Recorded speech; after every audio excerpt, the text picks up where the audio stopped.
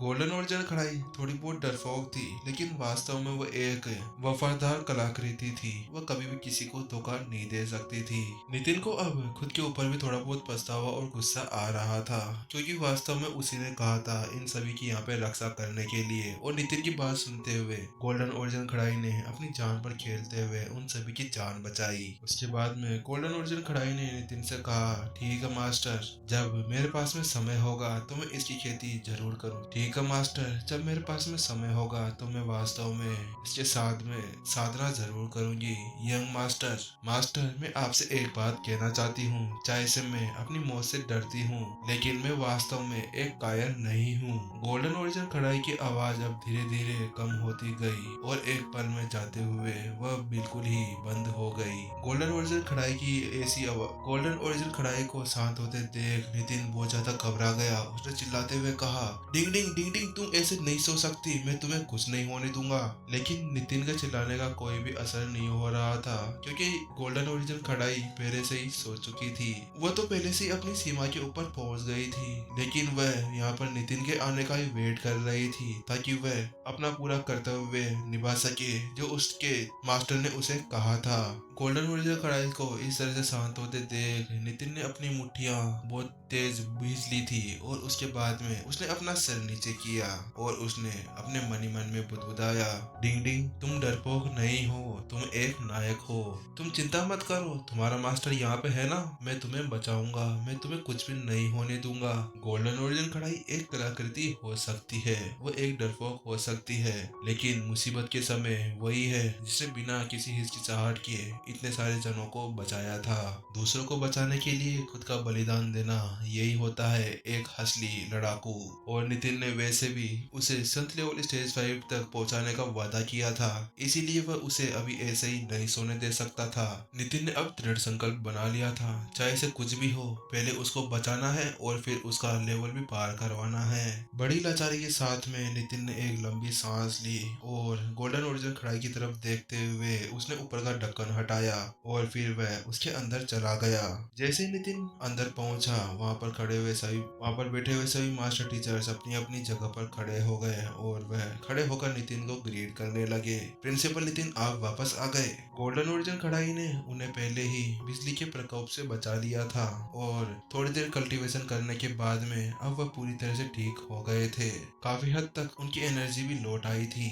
नितिन ने हाथ हिलाया और उनसे जल्दी से पूछा, क्या हुआ, ये अचानक से बिजली इतनी ज्यादा तेज कैसे हो गई? क्योंकि नितिन पहले प्रत्युषा को बचाने के लिए वहां पर चला गया था, इसीलिए उसे आसपास के किसी भी क्षेत्र के बारे में कुछ भी पता नहीं था। और क्योंकि उसका ये बचाव दल यहाँ पर बीच में था, इसीलिए उनको इसके बारे में जरूर पता होगा। नितिन की बात सुनने के बाद में हेड आदर्श आगे बढ़े और उसने नितिन से कहा, प्रिंसिपल नितिन, मुझे तो ऐसा लगता है कि इसके पीछे स्टोन लिफ्टिंग का हाथ है, क्योंकि आपने हमें पहले बताया था कि यहाँ पर स्टोन लिफ्टिंग आया था क्या, तो उसी का मेरे को लगता है कि उसने किसी संरचना या किसी चीज को छेड़ दिया होगा, उसकी वजह से ही ये सभी इस तरह से भड़क उठी होगी। उनकी बातें सुनने के बाद में नितिन ने भी अपना सिर हिला दिया, क्योंकि वास्तव में उसे भी ऐसा ही लग रहा था और इन लोगों ने पहले भी कहा था कि शायद वह यहाँ पर किसी चीज को ढूंढने के लिए आया था। इस बात पर ध्यान रखते हुए नितिन ने जल्दी से एक कड़क आवाज के अंदर उन सभी से पूछा, अब आप मुझे ये बताइए कि आखिरकार वो गया किस तरफ था? क्योंकि अब नितिन को बहुत ही ज्यादा गुस्सा आने लगा था,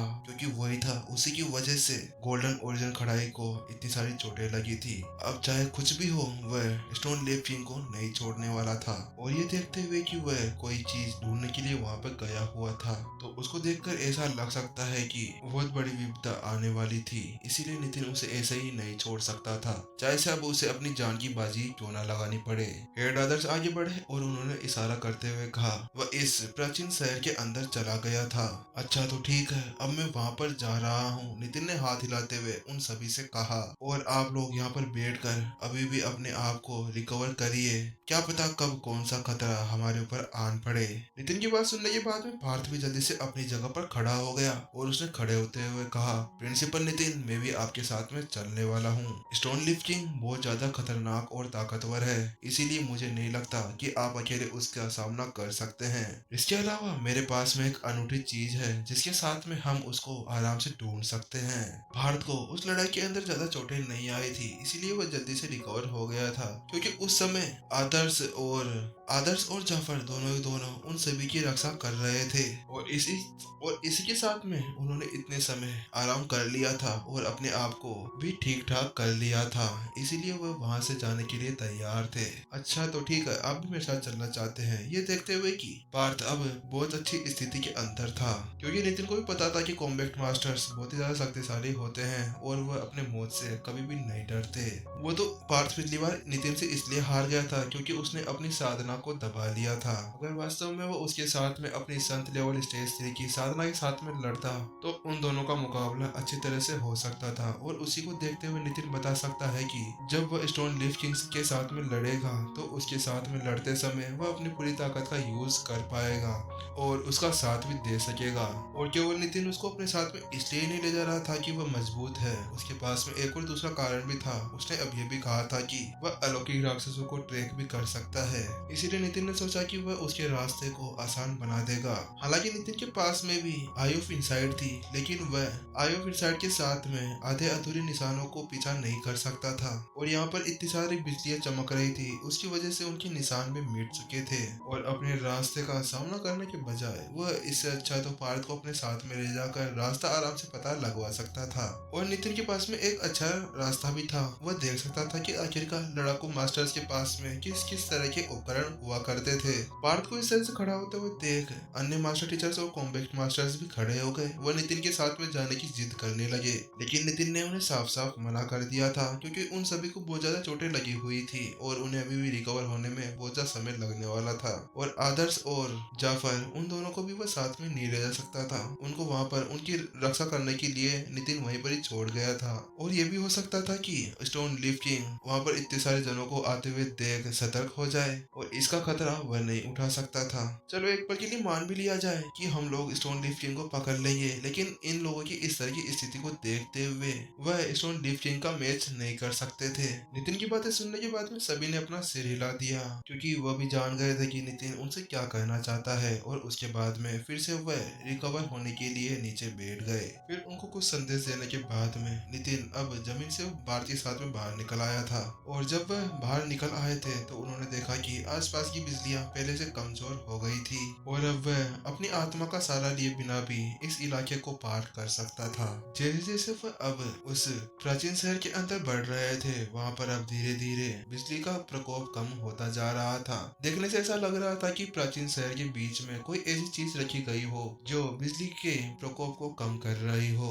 हालांकि इस जगह पर आते आते बिजली कम हो गई थी, लेकिन उसके बाद में स्टोन लीफ किंग ने भी पता नहीं किस चीज का यूज करते हुए अपनी निशानों को पूरी तरह से मिटा दिया था। और उसी के चलते हुए अब नितिन उनका पीछा नहीं कर पा रहा था। नितिन को अपनी जगह पर रुकते हुए देख पार्थ आगे बढ़ा और उसने कहा, ठीक है प्रिंसिपल नितिन, अब आपका काम यहाँ पे खत्म हो चुका है, अब मेरी बारी है। उसके बाद में पार्थ ने अपने स्टोरी रिंग के अंदर से एक कंपास बाहर निकाल लिया। उसके साथ में बिना कुछ देर किए हुए पार्थ ने जल्दी से अपनी उंगली काटी और एक खून की बूंद उस कंपास के ऊपर गिरा दी।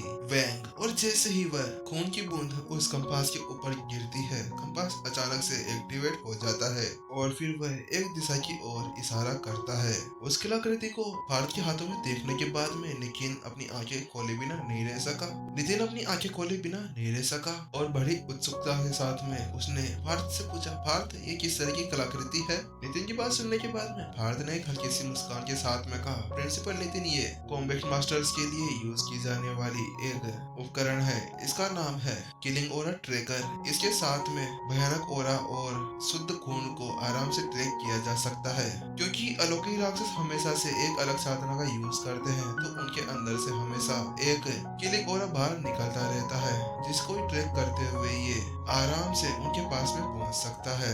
वाह, किलिंग ओरा ट्रैकर, वाह, ये तो बहुत ही अच्छा उपकरण है। वास्तव में इसको देखकर अच्छा लगा।